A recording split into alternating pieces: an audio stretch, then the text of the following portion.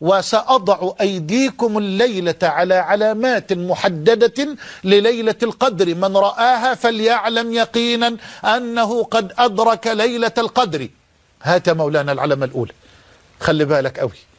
العلامة الأولى من علامات ليلة القدر، انظر إلى القمر. طبعا الليالي دي مش ليالي قمرية، الليالي العشر الأخيرة ليست ليالي قمرية، يعني القمر فيها ضعيف وصغير، ليس بدرا، ليس كمالا، ليس تماما.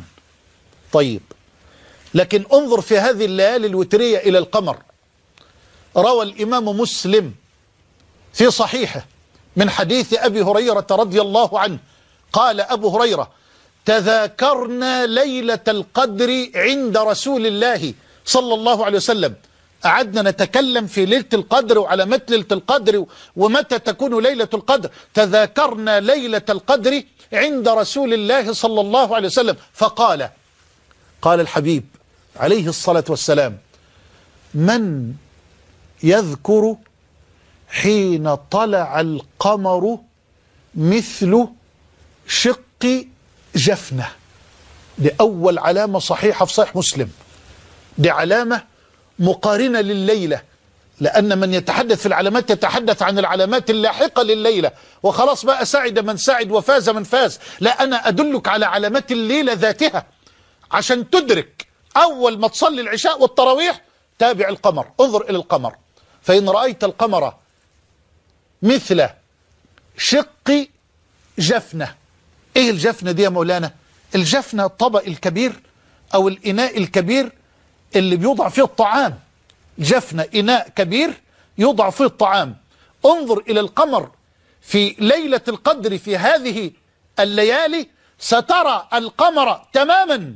والله لقد رأيت ذلك بعيني أنا، والله لقد رأيت ذلك بعيني، وأكثرت من الصلاة والسلام على الصادق الذي لا ينطق عن الهوى. ترى القمر كشق جفنة، يعني نصف الجفنة.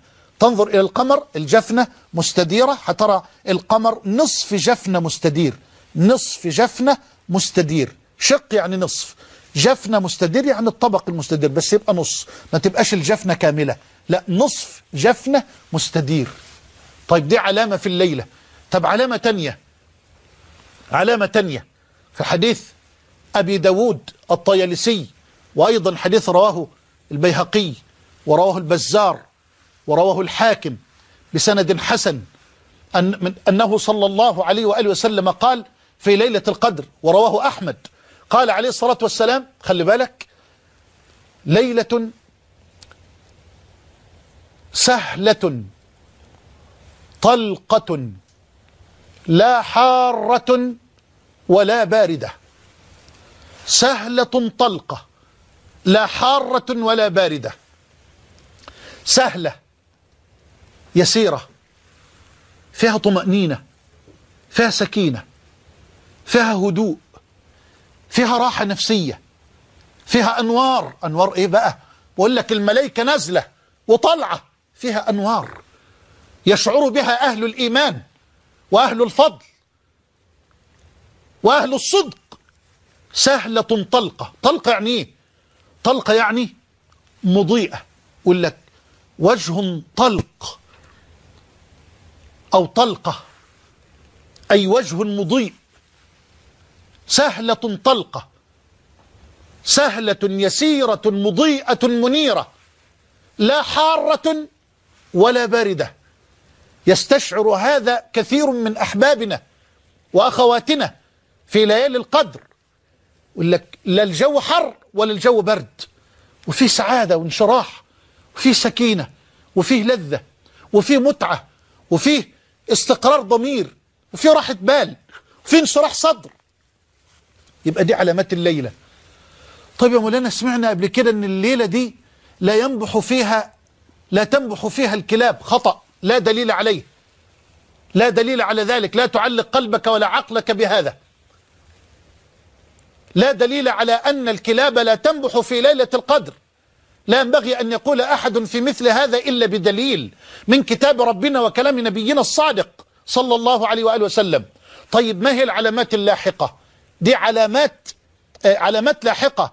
علامات مقارنة للآية لليلة، في علامات لاحقة لليلة تأتي بعد انقضاء الليلة. روى الإمام مسلم من حديث زر بن حبيش عن أبي بن كعب رضي الله عنه أن النبي صلى الله عليه وسلم قال: تطلع شمس صبيحة هذه الليلة لا شعاع لها. بس خلاص بقى، سعد من سعد وفاز من فاز. فمن يراقب القمر ويراقب حال الليل، ومن يراقب حال الشمس للتأكيد فيما كان فيه في الليل. فالشمس تطلع في صبيحة ليلة القدر بيضاء لا شعاع لها، لا شعاع لها. وفيه رواية حمراء ضعيفة، ودي بتبقى مرحلة بعد البياض، بعد الشعاع، لا تعارض، وقت ومرحلة بعد الشعاع. طيب ماذا نقول إن أدركنا ليلة القدر لأن الوقت قد انتهى؟ ماذا نقول بعد كل هذا؟ روى الإمام الترمذي في سنن بسند صحيح من حديث أم المؤمنين عائشة رضي الله عنها قالت: يا رسول الله، أرأيت إن وافقت ليلة القدر ما أدعو؟ هو ده الشغل بقى، هذا سؤال من يريدون العمل. يا رسول الله، أرأيت إن وافقت ليلة القدر ما أدعو؟ فقال صلى الله عليه وسلم: تقولين اللهم إنك عفو تحب العفو فاعف عني، اللهم إنك عفو تحب العفو فاعف عني. إيه ده يا مولانا؟ إيه ده يا عم الشيخ محمد؟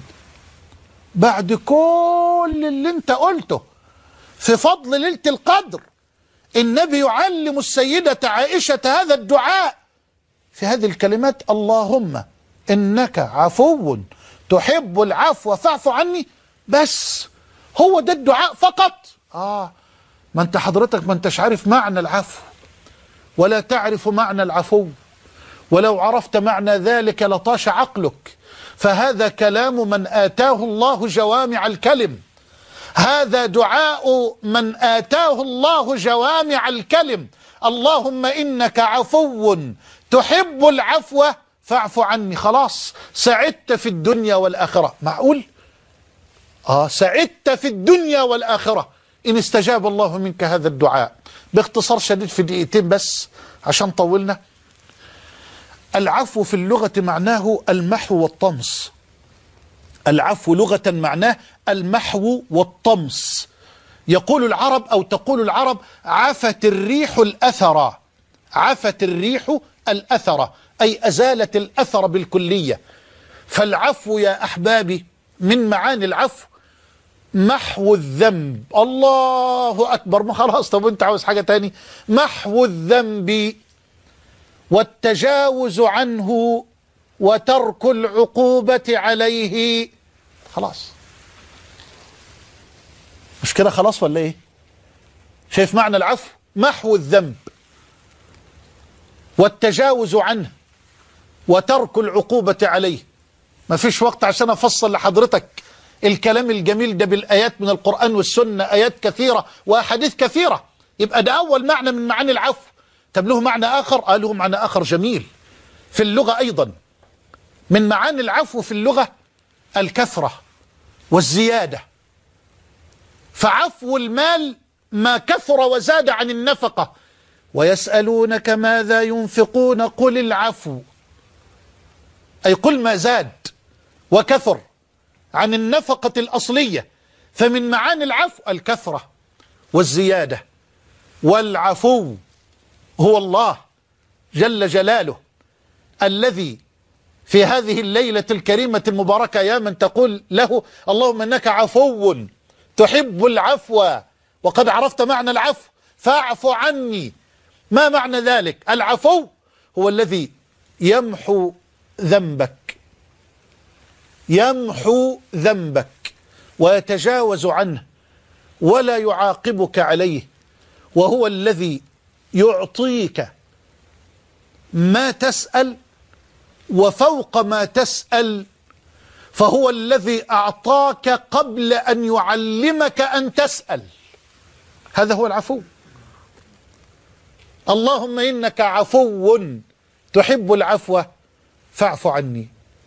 أيها الأحبة، هيا شدوا المئزر وأحيوا الليل وأيقظوا الأهل وابتعدوا عن أي لهو وعن أي باطل، ولا تضيعوا هذه الفرصة، فمن يدري ربما لا نلتقي إلا في الجنة. أسأل الله أن يجمعني وإياكم في جنات النعيم. ليلة القدر، وما أدراكم ما ليلة القدر، تبدأ الليالي الوترية من الليلة المقبلة، فالليلة القادمة هي ليلة 21، واحرص على ليلة 23 وال25 وال27 وال29. أسعدني الله وإياكم بها، ولا حرمني الله وإياكم شرفها وفضلها ورفعتها ومنزلتها وقدرها، ولا حرمنا الله أجرها، إنه ولي ذلك والقادر عليه. أقول قولي هذا وأستغفر الله لي ولكم، وصلى الله على نبينا محمد وعلى آله وصحبه وسلم، والسلام عليكم ورحمة الله وبركاته.